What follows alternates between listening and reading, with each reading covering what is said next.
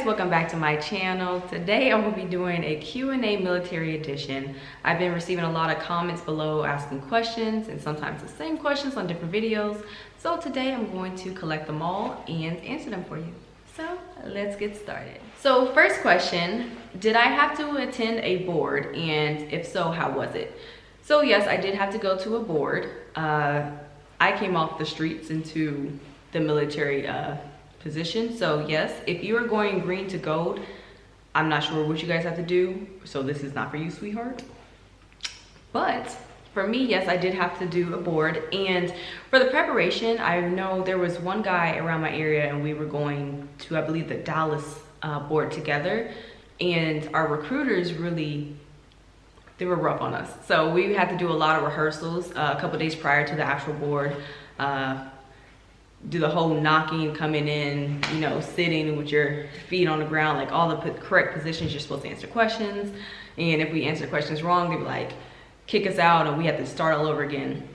However, actually going to the board, it was so much more relaxed than I was expecting it to be.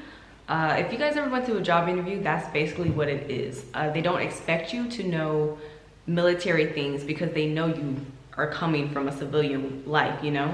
So it was way more relaxed than I was prepared for, but you always want to over prepare than under prepare, you know? So it was great. Some questions that they asked was basically, well, first off, you have to write an essay on why you want to be an Army officer. So they have that when you walk in. It was like a lieutenant colonel, was a major. I don't remember if any captains were in there, but it was high ranking personnel. And they all have your essay right in front of them. Now, do they read it? I don't know. I really don't know. But you come in, they say, tell us about yourself. And of course, I'm like giving them my name, where I'm from, military brat, blah, blah, blah. Like any other interview. They ask why you want to join, why you want to become an Army officer. So yes, you have the essay in front of them, but they're still going to ask just so they can hear you. Oh, mother. Do you need to go get your phone? Sorry, I had it on mute all day. My mom's visiting, so. Go ahead. It's still recording. Okay, so sorry guys.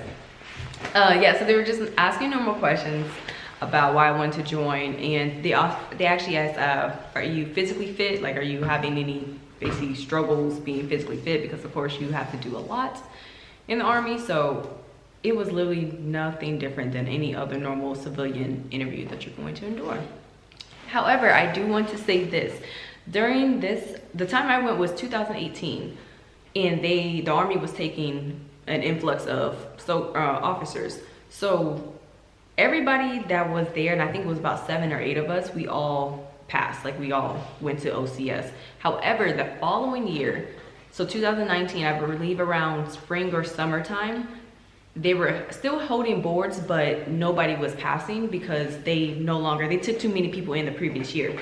So just understand, it may not be you at all. I think if you're going to the OCS board, see where the Army is at or military is at in general, and see if they're taking an influx or they're just relaxing, like we don't really need officers right now, because that's going to be very important. You can still do great in your board and interview, and they could just be like, no, we're not taking anybody. So don't take it personal, just a tip.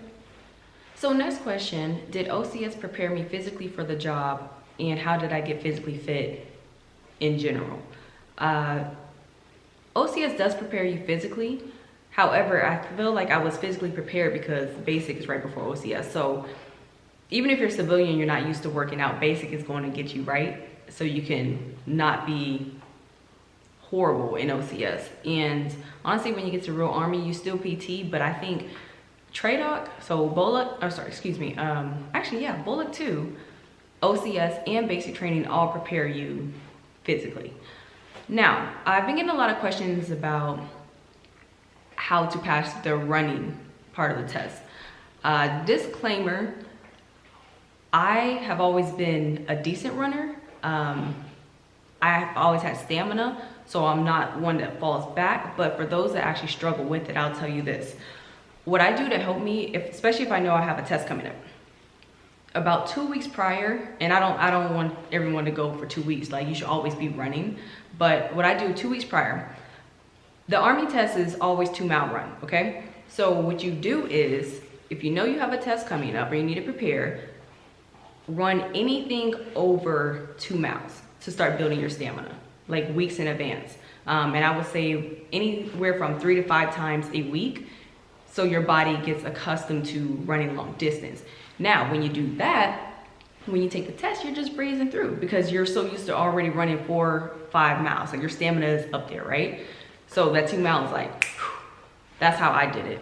But also before the test, I personally take 2 days off just to rest.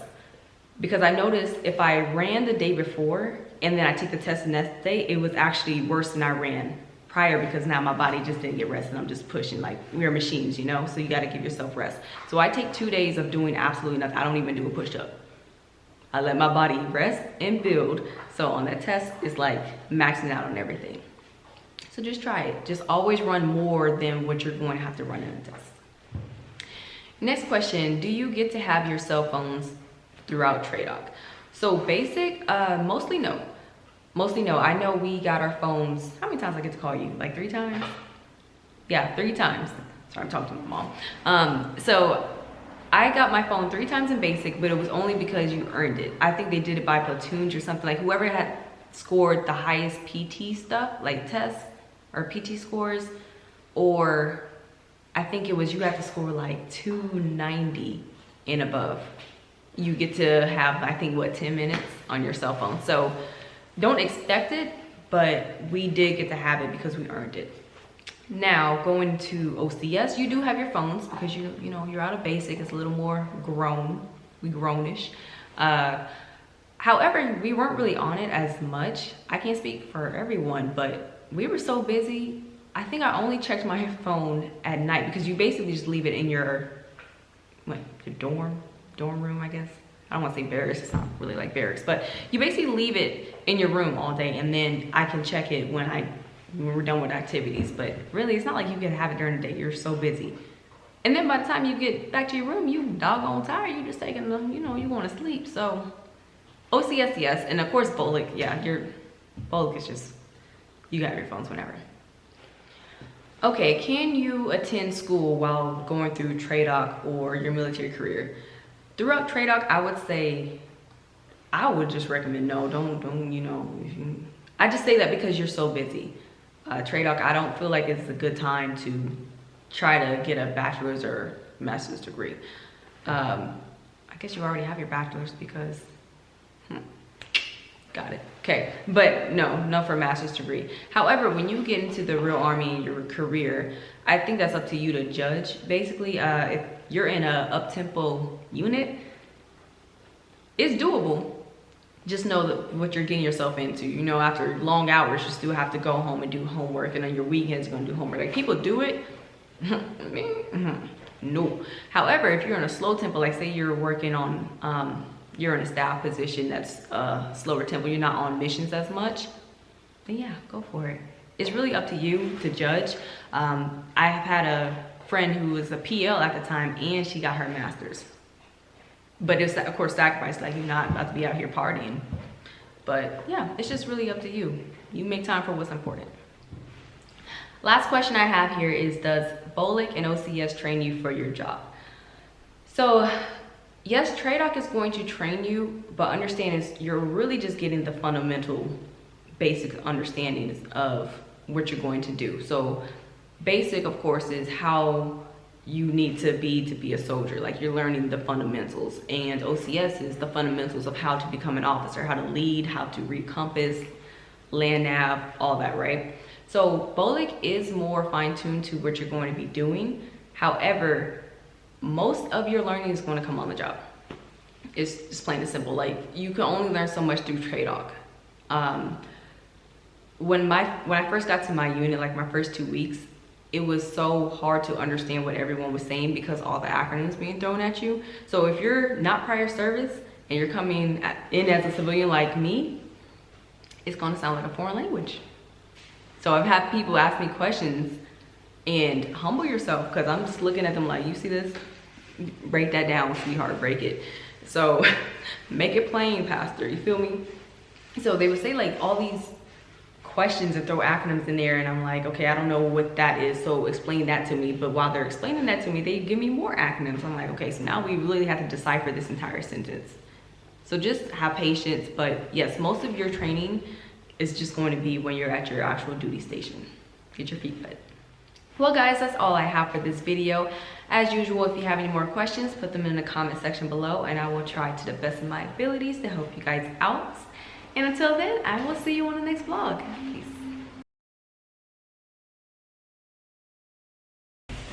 Oh, mother.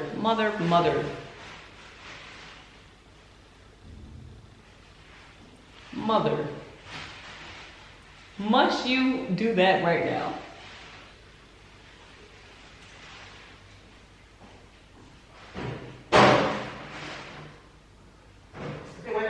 Must you do all that right now? The rapping. Oh, you said you were done. Oh, well, that one. What's wrong? You getting on me? Oh. You said you were done. That's why I waited. With that question. To get my. Okay. Well, you weren't still recording, were you? I'm recording right now. They got this whole argument. No, you weren't. I am. We're on right now. Well. Okay. Your head is in here. I mean, I'm fine having your head in here. My head was so up. Mama, Still in here? you're still in there. Okay. Okay, I'll move me. Okay. And cut. Ain't that how to do it? Wait. Mark. Okay.